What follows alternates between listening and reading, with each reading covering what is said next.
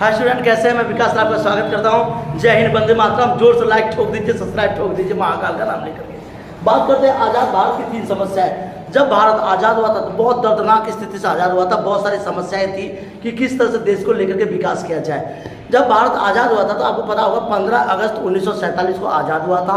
उस टाइम में हमारे भारत के कोई रजवाड़ी व्यवस्थाएं नहीं थी, किसी प्रकार की लोकतांत्रिक व्यवस्थाएं नहीं थी। उस टाइम में मोहम्मद अली जिन्ना, भारत के एडवोकेट जो वकील थे, वो अरेस्टेड थे उस टाइम में। वो चाहते थे उन्हें प्रधानमंत्री बना दिया जाए देश का, लेकिन कुछ ऐसा हुआ नहीं, क्योंकि भारत के जो रजवाड़ी खानदान से संबंध रखते थे, जिनका नाम था आप जानते होंगे, हमारे चहेते मोतीलाल नेहरू, जो कि पंडित जवाहरलाल नेहरू के पिताजी थे।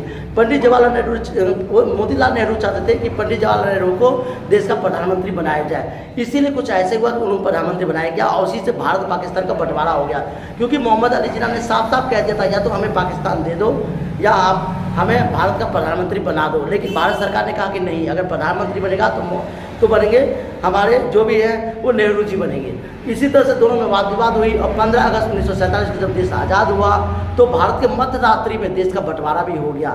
यानी जब भारत आज़ाद हुआ तो खुशी के साथ भी आज़ाद हुआ और दुखी के साथ भी, यानी गम के साथ भी, क्योंकि इंडिया जैसे विशाल क्षेत्र जो था वो 2 भागों में डाइवर्ट हो गया, हिंदुस्तान एंड पाकिस्तान।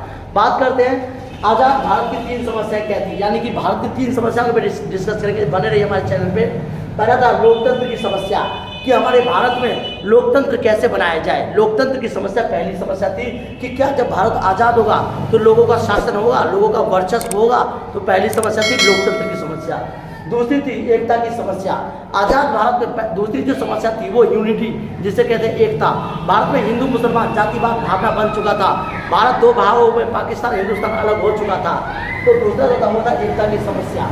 तीसरा जो था वो था आपका आर्थिक समस्या, जिसे कहते हैं इकोनॉमिकल प्रॉब्लम। भारत में तीसरा जो समस्या था वो था आपका, तीसरा समस्या जो था वो आर्थिक समस्या, जिसे इकोनॉमिकल प्रॉब्लम। तो देश को कैसे विकास किया जाए, देश को कैसे वृद्धि किया जाए। तो ये सारी समस्या हमारी आज़ाद भारत की समस्या थी।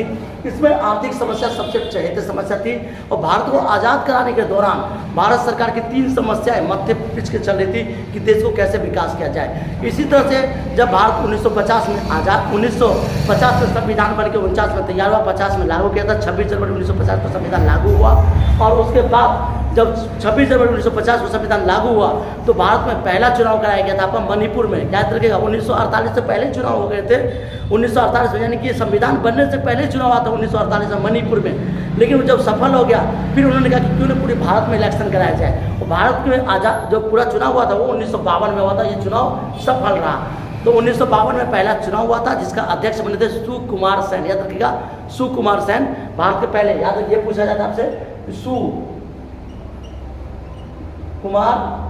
सेन कौन थे? भारत के चुनाव आयोग थे। भारत के चुनाव आयोग, क्या रखिएगा, भारत के चुनाव आयोग।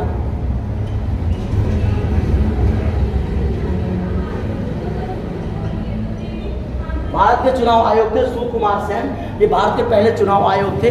और इस तरह से भारत में चुनाव 1952 में सफल हुआ। और भारत की 3 समस्याएं जो थी, लोकतंत्र की समस्या, एकता की समस्या और आर्थिक समस्या, ये हमारे समाप्त हो गए। और आज हिंदू मुस्लिम सब मिल के रहते हैं। इसीलिए कहते हैं हिंदू मुस्लिम सिख ईसाई और आपस में है भाई भाई। ऐसी भारत संस्कृति को हमें सम्मान करते हैं, ऐसी भारत माता को हम नमन करते हैं। जय हिंद, जय भारत। मिलते हैं नेक्स्ट वीडियो में। Thank you.